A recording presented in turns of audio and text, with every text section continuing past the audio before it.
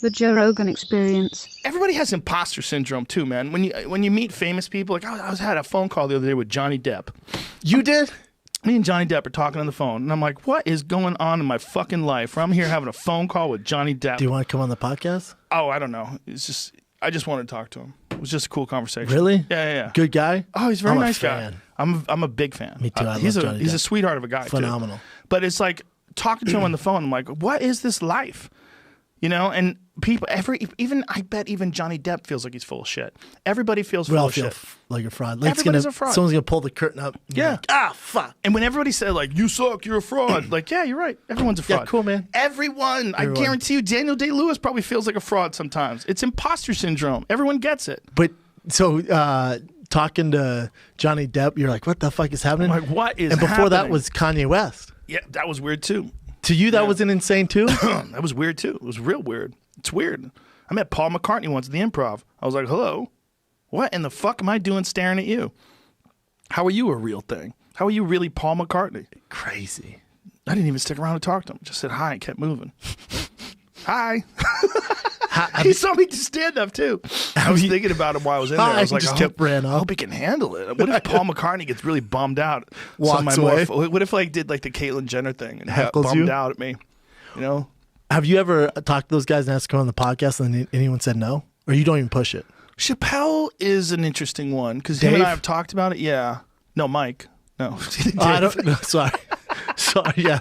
No. Fucking Rick Chappelle, motherfucker. His cousin. Dave is. Dave said it was like he's like I'll do it sometimes. I go, but I don't know. You know. And I was like, dude, I hear you. I don't do anybody else's. I mean, I don't have any time. No, why would you? Yeah, I don't have any time. And second of all, I get it, man. You say enough with your comedy. And it's like, Dave is a smart guy, man. He figured it out. He figured out where it was slipping away when they were fucking with him when he was doing the Chappelle show. And he was like, you know what? Let me just sit back for a bit.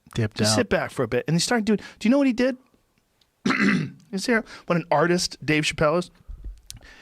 He wasn't scheduling shows. Instead, he would bring a speaker to the park. Oh, I know. In Seattle. He'd set up a fucking speaker and do an impromptu stand-up show. And everybody was like, what is going on? And at the time, he could have filled up arenas, man. Crazy. I mean, still can, for sure.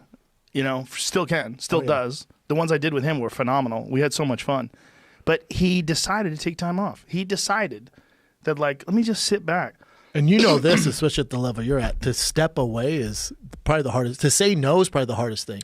He's our biggest genius. He's our biggest comedy genius. And he might be one of the biggest comedy geniuses ever. Oh, yeah. But he's certainly our biggest comedy genius of today. He understands comedy like nobody else does. Did you hear what he said to Trevor Noah was on a show, and they asked him about opening for Dave Chappelle, because Chappelle brought him on a bunch of dates. And Trevor Noah was like, he was saying, he goes, I mean, I'm fairly good at stand-up. I'm not the best, but, you know, I've been in stand-up a while now. And he goes, I'm in the green room with Dave Chappelle. And he goes, and I'm thinking, why the fuck would he have me open for him? Like, he has all these guys, like great comics. Why do you have me? So he said that to him. He goes, hey, Dave, I got to know, man, why the fuck do you have me at your shows? Why do you have me open for you? And he goes, you know a million better comics. And he goes, I can find any funny. There's a ton of funny people. There's a ton of funny comics. He goes, but you're funny and interesting. So to your point, he's like, we can go to dinner like you're an interesting person. And people care about interesting people. So there's guys I can bring out who are going to murder, but they're not interesting. People don't care. You can murder and you're interesting. That's why you're here. I'd like to talk to Dave, see if that was an accurate quote. Yeah, Dave must be like, what? Yeah, no, he's like, I didn't say that. I told him it was funny. What the I told him he was cool, man. Jesus Christ. I told him he's here because he rolls a good joint. And he's just, Trevor Noah just carries that. Stop it. He said, I'm here because I'm really smart. Don I have a giant dick. Stop lying, son. Stop lying, son.